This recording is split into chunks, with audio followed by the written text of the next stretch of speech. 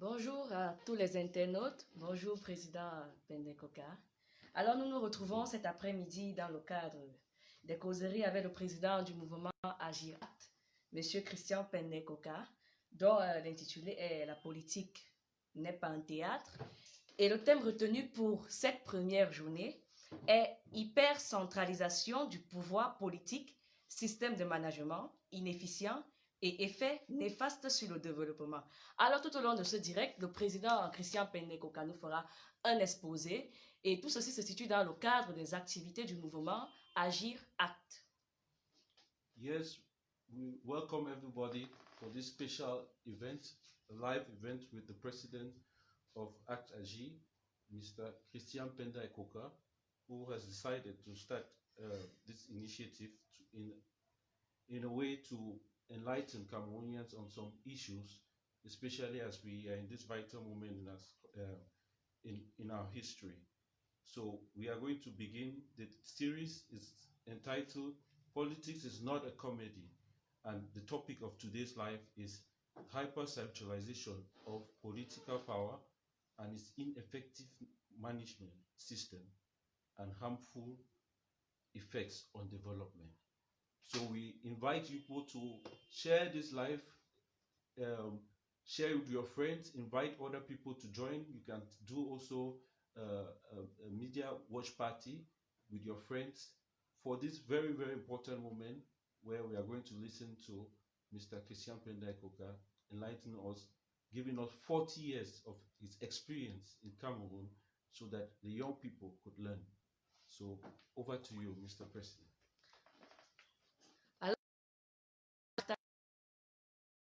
Je me tourne vers le président Christian Pendekoka. Vous avez la parole. Thank you very much. Thank you very much, Emmanuel. Thank you, Flora. Actually, it's not 40 years, it's 42. Those two small years can make a difference, 1 year in jail, of course. And so I would like to thank everybody, my young compatriots, for whom we are the fighting is for them.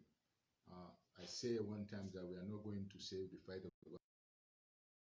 for them to fight it. It's up to us and it's up to my generation to fight this fight so that we can leave them with a better legacy for our country. And I would also like to thank our back office engineers, that mean Serge Nyonga and Hervé Mongwe, for all the efforts they have contributed to make this live possible. Mes chers compatriotes, j'ai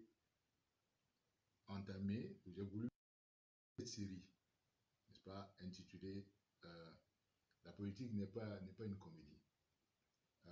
Because politics is not a comedy.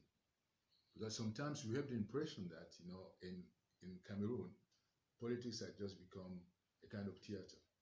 When you see political actors coming on a stage and playing for the amusement of the people, politics has just become a kind of end by itself. But politics is not a comedy. Politics, the political act has a real impact of our life. And the meaning of politics is about the life of the people. And so it's so much important for us to be very conscious about the importance of politics in our daily life. And, in day-to-day life, the way we are waking up in the morning, the way we are working, the way we are raising our children, the way we are eating, the way we are accessing food, we are accessing potable water, we are accessing electricity, we are, riding on the roads and so on and so forth. Politics is about that. So politics is not a comedy. Pour ça qu'il est très important de comprendre que la politique n'est pas un théâtre. La politique détermine clairement la manière dont notre vie est menée. La politique détermine le sort de chacune de nos vies, n'est-ce pas, individuellement et collectivement. Parce que la politique va déterminer comment nous allons accéder à l'eau potable, comment nous allons accéder à une formation convenable, comment nous allons accéder à un logement décent, comment nous allons rouler sur de bonnes routes, comment nous allons, n'est-ce pas, pouvoir mener une vie heureuse. N'est-ce pas? C'est pour ça qu'il est important que nous prenions conscience de la forte corrélation entre les acteurs et les institutions politiques et la dynamique de prospérité, de pauvreté et de pouvoir. Mais, permettez-moi, mes chers amis, avant d'aller dans le vif du sujet, nous sommes dans un pays où très souvent nous aimons le Congo-Ça. Donc, j'ai souvent entendu, quand les gens parlent de moi, même sans me connaître, que voilà quelqu'un qui est aigri, voilà quelqu'un qui est frustré. J'aimerais vraiment dissiper, n'est-ce pas, toutes ces informations et vous mettre en confiance. Parce que c'est d'abord une relation de confiance qui doit être bâtie entre vous et moi. Je dirais que j'aimerais que beaucoup de Camerounais aient pu avoir ma vie de mon enfance à maintenant, dans laquelle je ne décèle aucune raison d'être frustré. Mais alors, aucune. J'ai été élevé dans une famille avec des parents aimants, absolument aimants. Et j'ai pu avoir une enfance heureuse. Et j'ai pu avoir des parents.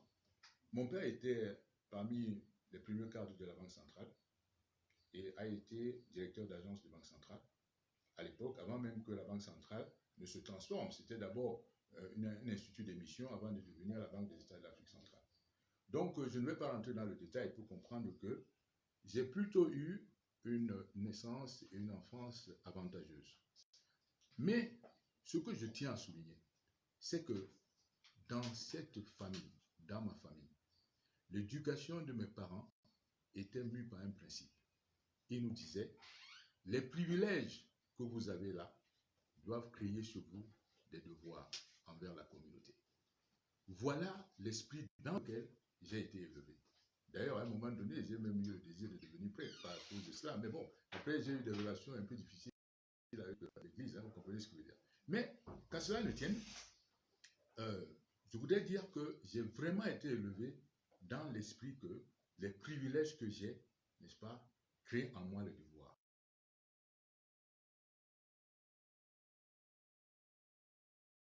La vie, je dois le mériter. Donc, le travail était quelque chose d'important pour mes parents.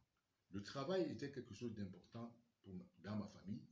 Et le sens de l'autre était également quelque chose d'important dans ma famille. Et j'ai été élevé dans cet esprit. Voilà pourquoi vous pouvez voir que malgré tout ce qui va apparaître dans mon enfance comme avantage, n'est-ce pas, c'est rien, c'est plutôt cette leçon que j'ai retenue de mes parents, que les privilèges créent en toi des devoirs envers l'autre. Et tous ceux qui me connaissent vont le savoir. Donc, lorsque je passe mon bac C, je suis à l'Iberman, je passe mon bac C avec mention et je suis sélectionné cette année-là, en 1971, 1971, je suis sélectionné par l'Agence canadienne de développement international pour aller faire des études d'ingénieur.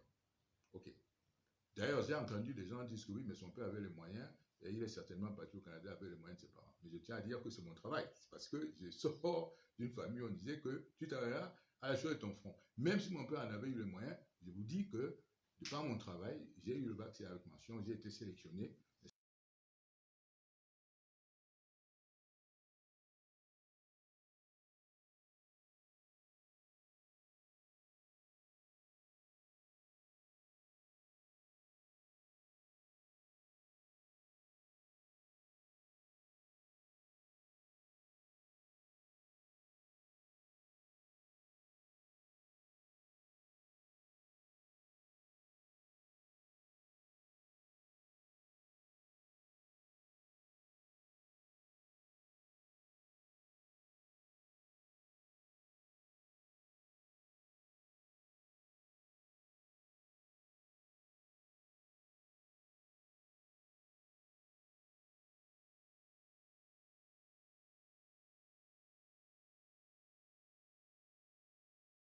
D'investissement, j'y mets une douzaine d'années, n'est-ce pas, que je termine d'ailleurs, une dizaine que je vais faire comme directeur des études et projets, n'est-ce pas, je vais développer un certain nombre de projets à la SNI, le chantier naval, entre autres, des projets agro-industriels, des projets agricoles, des projets dans la pêche. Et le dernier projet que je développerai, qui va démarrer en 90, c'est l'hôtel Hilton de Yaoundé. Et en 91, je n'ai pas démission de la SNI parce que j'estime que j'ai fait le tour du problème. Et maintenant, je vais engager une autre vie. Je vais engager une vie, je crée une société de consultance internationale qui s'appelle Business Service, en abrégé INSA BDS. Dans plus de 24 pays de l'Afrique et des Caraïbes, ou des organisations internationales comme la Banque mondiale, la Banque africaine de développement, l'Organisation des Nations unies pour le développement industriel, l'Union européenne, la Banque européenne d'investissement. Je peux vous dire, j'ai fait plus de 40 pays, n'est-ce pas, de tous les continents, habités par une seule quête. And the quest, just, I'm really concerned by one quest. Why certain nations grow, why others don't? Why some countries thrive and why others don't? That has been my quest of my life long. Just to understand why a certain number of countries are able to grow and one some other one aren't. At the end of this process, I'm start having the answers to this question. And it's really my pleasure to share my answer with my young compatriots. And clearly, also to understand why Cameroon finds itself in this dire situation. Cameroon in a state of chaos today, and it's important for everyone to understand that it's not a curse. The situation we found ourselves in today is not a curse. Ce n'est pas que le Cameroun se trouve aujourd'hui n'est pas une malédiction. Elle a une explication très claire. Et je voudrais partager cette explication avec mes compatriotes. J'ai également, juste pour vous dire que ce n'est pas non plus une aigreur quelconque quand, n'est-ce pas, qui m'habite. J'écris sur le Cameroun depuis 1981. Et d'ailleurs, la première personne qui a mon article en 1981 et qui est à ce moment-là rédacteur en chef de Cameroun Tribune, c'est mon ami Amadou Vanouké, qui est aujourd'hui en prison dans les conditions que vous savez. Et j'écris depuis ce moment-là. Et alors, en 90, d'ailleurs, Eric Kingé et Charles Dongo vont me faire une interview avec Amani Bieleux et le regretté professeur Roger Gabriel Lep, lorsque nous sommes en plein, n'est-ce pas, dans la crise des années 90. La crise des années 90. Et le souvenir est là, mes propos sont là, Eric Kingé les répète assez souvent, où je dis clairement que le Cameroun ne saurait être isolé du vent de la perestroïka ni du vent de la glasnost. Le Cameroun n'est pas isolé. Il faut que le Cameroun participe, n'est-ce pas, à ce changement. Il est important que le Cameroun ouvre, pendant que la plupart des caciques de l'époque sont en train de dire non au multipartisme. Le témoignage est là de ce que je dirais à ce moment-là. Eric Kingé peut en faire témoignage de ce que je dirais à ce moment-là, que le Cameroun ne peut pas être fermé au vent du multipartisme. Donc c'est très clair. En 1997, d'ailleurs, je commets un ouvrage, Cameroun vers le 3e millénaire. Donc, ces ouvrages sont là, où je dis, c'est à 3 ans de l'abord du 3e millénaire, je partage un certain nombre d'idées au bénéfice de mes compatriotes, mes jeunes compatriotes, pour les préparer à être armés des outils nécessaires pour affronter les défis du XXe siècle. Lorsque la crise anglophone éclate en 2016, n'est-ce pas, je suis encore à la présidence parce qu'entre-temps, en 2010, n'est-ce pas, je suis nommé comme conseiller du chef de l'État. Mais en 2016 déjà, dès que la crise anglophone éclate, je commets un autre ouvrage et je commets un autre article. Cet article est un article important parce qu'il détermine ce que l'autre, n'est-ce pas, tournant que ma vie va prendre. Et je l'écris d'abord en anglais et il est intitulé The Anglophone Crisis, a Historic Opportunity to Build Inclusive Leadership and Political Institutions in Cameroon. En français, la crise anglophone, une opportunité historique pour bâtir des institutions et un leadership politique inclusif au Cameroun. Là-dedans, déjà, j'évoque la nécessité d'un dialogue face à cette crise, n'est-ce pas, qui n'était encore qu'une crise catégorielle, la revendication des avocats, des revendications des enseignants. J'évoque déjà là la nécessité de faire un dialogue transparent et inclusif, de ne pas répéter le scénario de Fumban. J'évoque déjà là, n'est-ce pas, les institutions camerounaises, n'est-ce pas, la nature des institutions camerounaises, la concentration de pouvoir dans les mains d'une seule personne sans contre-pouvoir.